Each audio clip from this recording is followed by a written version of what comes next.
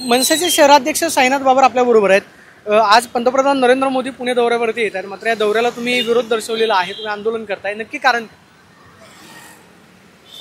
हडपसर मध्ये जवळपास 10 लाख लोक राहतात।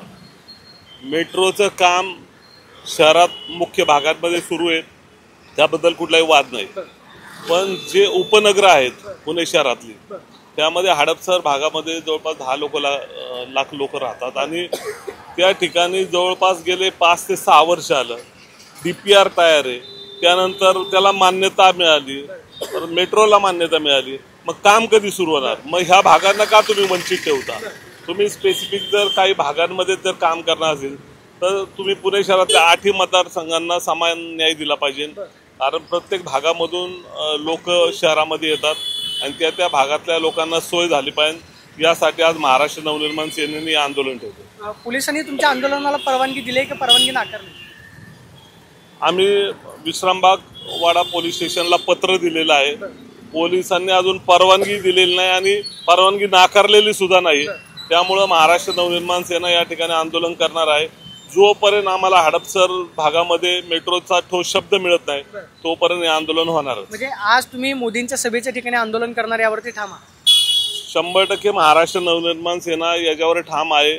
आम्हाला कालपासून पोलीस यंत्रणा खूप फोन करते, पण आम्हाला वाटतं की आम्हाला कोणताही ठोस शब्द देणार हवा, कारण किती दिवस लोकांनी हे सगळं पाहायचं। मग तुम्ही पाहिलं असेल तर हडपसर भागामध्ये ट्रॅफिकचा खूप मोठा प्रश्न आहे, तिथं सार्वजनिक जी आपली वाहतूक सेवा आहे ती व्यवस्थित नाही, बस PMPL व्यवस्थित चालत नाही, त्या ठिकाणी मेट्रोची प्रचंड गरज आहे, पण त्या ठिकाणी मेट्रो सुरू करत नाही। त्यामुळे आमची विनंती आहे सरकारला की या ठिकाणी मेट्रोचं काम त्वरित सुरू करावं, यासाठी आजचं आंदोलन। म्हणजे जर कदाचित परवानगी नाकारली नाही तर गनिमी काव्यानं आंदोलन होणार हे निश्चित। समजा प्रशासनाने जर ऐकलं नाही किंवा आम्हाला परवानगी दिली नाही तर गनिमी काव्याने आम्ही या 100% मोदींसमोर आंदोलन करणार। सगळ्यात महत्त्वाचं म्हणजे की लोकसभेला राजसाहेबांनी मोदींना बिनशर्त पाठिंबा दिलेला होता, त्यावरती आता विरोधी पक्षातले काही पुणे शहरातले नेते जे आहेत तुमच्यावरती टीका करतायत की लोकसभेला बिनशर्त पाठिंबा दिला तर मग आता मोदींच्या दौऱ्याला विरोध का किंवा सभेला विरोध? माननीय देशामध्ये नरेंद्र मोदी हवेत यासाठी माननीय राजसाहेबांनी पाठिंबा दिला होता, पण शहराच्या सगळ्या भागांमध्ये विकास झाला पाहिजे यासाठी आम्ही ठाम आहोत। माननीय राजसाहेबांनी विकास म्हणजे संपूर्ण देशभरात नरेंद्र मोदी पाहिजे म्हणून दिला होता।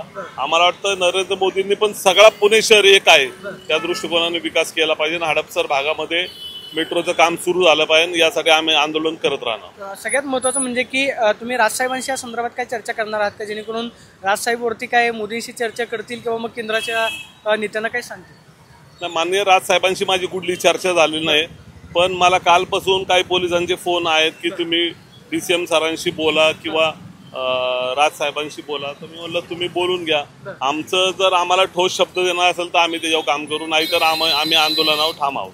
आता आपण पाहतोय की आम्हाला जर कदाचित राज्य सरकारकडून किंवा कोणत्या प्रतिनिधीकडून ठोस शब्द मिळाला नाही तर मग मात्र आम्ही आमच्या आंदोलनावरती ठाम आहोत आणि मोदींसमोर आंदोलन करणारच, अशी ठाम भूमिका जी आहे शहराध्यक्ष साईनाथ बाबर यांनी घेतल्यास पाहायला मिळते। कॅमेरा पर्सन अभिजित पिसेसोबत प्रदीप कापसे, TV9 मराठी, पुणे।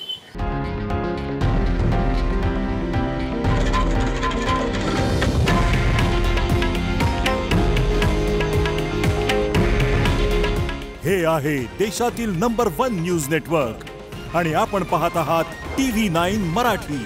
काळजी तुमची, हित महाराष्ट्राचं।